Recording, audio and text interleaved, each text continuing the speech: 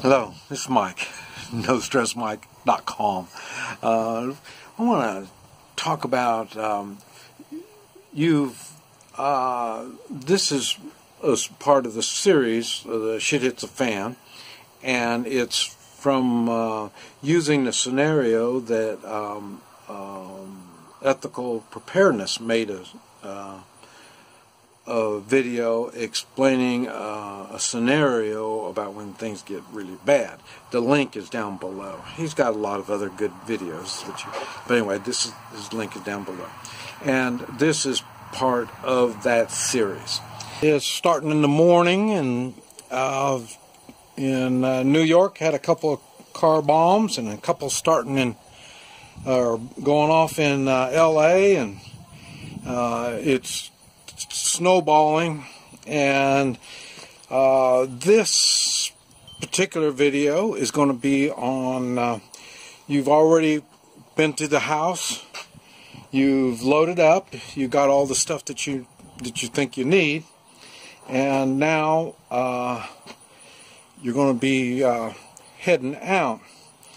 And like I say, the best is when you are heading, you've already planned ahead, and you're going to your retreat or whatever it is, your shit at the plan, your shit at the fan spot that you got all planned out, and you're going to be meeting people, and it'll be, I think, the best would be kind of like what we have right here. I mean, we are in a complete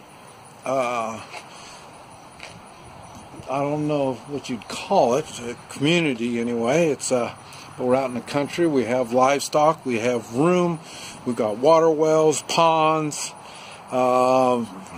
we got flowers, but a lot of times they're going to have a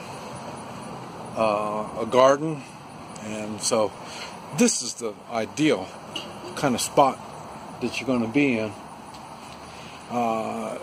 when you have to leave. And when you have something like that, it's going to make the idea of leaving a little easier. It's bad enough thinking you're going to be leaving your house and you don't know what's going to happen to your house while you're gone. That's bad enough already. But when you have a place to go is another thing. But this video is going to be you're leaving, and so you really haven't had this completely thought out. You really haven't planned ahead. You probably, if you haven't done that much, you're probably not going to have all the shit you need, and you're going to have problems anyway. And so what you're going to end up doing is coming out, and you're going to be a squatter. You're going to just find a place that you feel you can set up, and this is where you're going to stay. It's probably going to be for a short term, because most people go out camping. They don't go out camping for months at a time. And if it's really a bad shit the fan kind of situation, it may take months or years to get through it. So, but we're going to say so, you know, for sure you're not that planned, because otherwise you wouldn't be a squatter. Okay, as a squatter, in general, being a squatter is a tough situation. A lot of it depends on where you're at. I mean, in the way of the environment. Like if you're in the desert somewhere and you're going to be squatting out in the desert someplace, I don't know how you're going to do that. That's a whole other kind of thing. And then some are going to have some mountains, and how you're going to do that, I really don't know how you're going to handle that either, for any amount of time anyway. Or it'll be could be a place like this where we have rivers, creeks, ponds, woods. It would be, if you were the only one, you could be a squatter out here, and you might be able to make it. Now, in case you don't know what a squatter is, that's if you own property. I don't even know if you can even understand something like this, but we're going to say you live in town and you own 1 square acre, and your house is on there, and you got your garden and all that, and over in the corner of your 1 square acre, you got your chain link fence, or maybe a privacy fence, or whatever you have over there, and over there in the corner, somebody sets up a tent, and they start living there. I don't know if you ever lived in a tent, but it's not a comfortable life. But anyway, it's somebody in the corner of your property that's living there. They didn't ask permission, and they just moved in. That's what a squatter is. And now out here, like I say, they've got 2, 3, 5 acres. A lot of them 15, 20 acres, and there's some out here that are 70, 120 acres. I mean, and even bigger. So we've got room, and this is what a squatter thinks. A squatter thinks, well, you got room, you're not using this, so then I'm gonna move in here and start my life right here. And this is what's happening, because the reason you're being a squatter and you're out here somewhere is because by staying wherever you came from is not a good place. That's why you left. And when you're on the journey going from wherever was your home and coming out here to no home, but just trying to find a place to put your feet up, you're going to be a refugee as you're coming.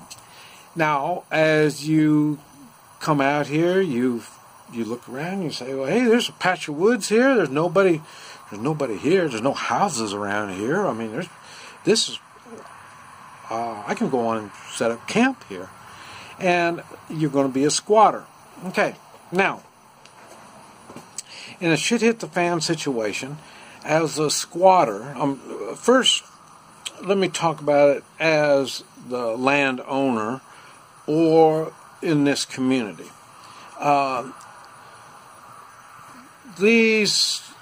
a landowner, I may have friends and family coming out. They're maybe bringing their campers out. Maybe they're going to bring their tent. They're going to be doing the same as you, maybe. Just set up, maybe not, you don't even have a tent, maybe. So they'll put up some kind of a shelter, and this is where they're going to start a fire, and they're going to go over to the pond over there and get some fish out of the pond and get some water out of the pond, and they're going to have to dig some holes, go to the bathroom, and figure out some kind of a water filtering system. They're going to start a fire. They're going to do all kinds of stuff like this to try to make it kind of homey. And but these are people I've invited. Okay, you were not invited. Depending on the area, I may have to chase you off. I may let you stay. And that's why I would suggest to ask if you can stay over here. Put up a shelter. You're going to make a shelter, or maybe you brought a tent, put up a tent, and make your little camp area, and I would ask. And then maybe they might let you. Now, the reason why they would allow you, or at least I would, there's a reason why I would allow you. If I've got a blind spot, a part of my property that I can't watch, it'd be nice to have somebody over there. And so that would be the positive about letting you stay. Now, let me think. If I'm here by myself, I could use some company. So that could be another thing. I would let you stay right there. I don't want to say, hey, why don't you move over closer to the pond over there? You know, I mean, I'm being more welcoming because I don't really want to be out here by myself. No telling what's going to happen. So this could be a thing. If there were old people there, this would be another thing. If you're younger, and they would be more welcoming to you. Okay, so there is an opportunity to be a squatter. Now, we're going to go on with the good part of this stuff. As a squatter, and you're there, one thing I'd ask you is how long you're going to be staying. And you got to be as honest as you can. You know, well, I don't have no place, and it's really bad where I came from, and all this, so I really don't have no plans. So be honest. Okay. Now, the thing is, on the good side of it, I'll be watching you. If you do good, and I'm not even going to go to the process of telling you how you're doing good, but if you're moral, okay, if you're being moral, and you're on my property, and we're not having no problems, in the long run, in time, I may offer you the barn. You know, or an outbuilding that I have, or something like that. And then in time, it just, you know, just no telling. There's just all kinds of options if you do well when you're here. Now, so there is something there to look forward to. Now, on the negative side,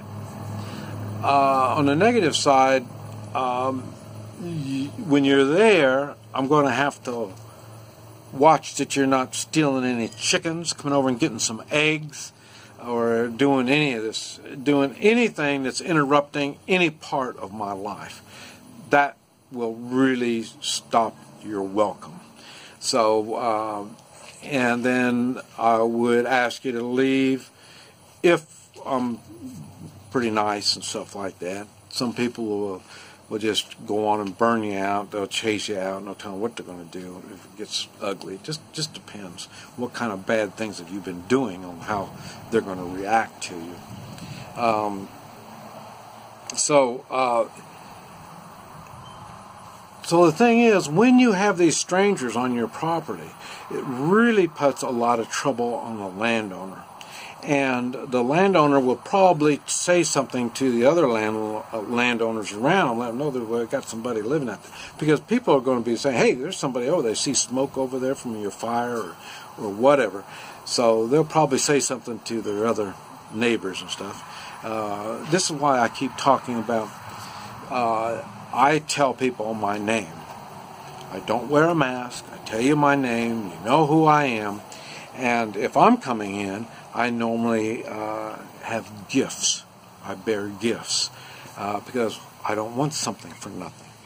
And it'd be the same thing on being a squatter. You would tell them, you know, hey, if there's something you want me to do around here, you just come on over. You know where we're at. You come over here and tell me, and you know, I'll send one of my kids over, or I'll come over, or do something like that. We'll work with you on this. We really appreciate you letting us stay here. So you're doing good. But like I say, if you start doing bad things, it's not going to work. So being a squatter is an option. Now remember, not everybody in the community is going to know you're there, or know you've had permission to be there. And like I say, if I was to catch you out here, I'd ask you, you know, okay, what are you doing here? And then you say, well, we got permission from Mr. Jones. Well then, you know, I'd let it go and go see Mr. Jones and make sure you got something worked out with him. So if you don't, if you lied to me, we're going to have problems, because I may not just come by like a neighbor when I come back the next time if you lied to me. And so there are options when it comes to being a squatter. Being a good squatter is a good thing. Being a bad squatter, you may get yourself killed. So, but you're going to really have to walk a tight line. And in time, you may, especially if you've got skills, and you've been, you told Mr. Jones, hey, I'll help you out, or if the neighbor wants some help, just tell me. I mean, hey, I don't have nothing to do over here. I'm just going to kind of get my area a place where I can feel comfortable. But if y'all need help, just let me know. And then that's the way you get more welcomed into the community. Try to get involved in the community on something like that. So it is possible not to have a fully thought out plan, but you're going to have to work it out pretty good. And like I say, you're going to be going through, if you come here, to even get here, you'll be coming through a checkpoint. So you probably won't be able to get over here and then do your squatting. That probably won't happen. Because this is what we're having these checkpoints for, is to keep people out.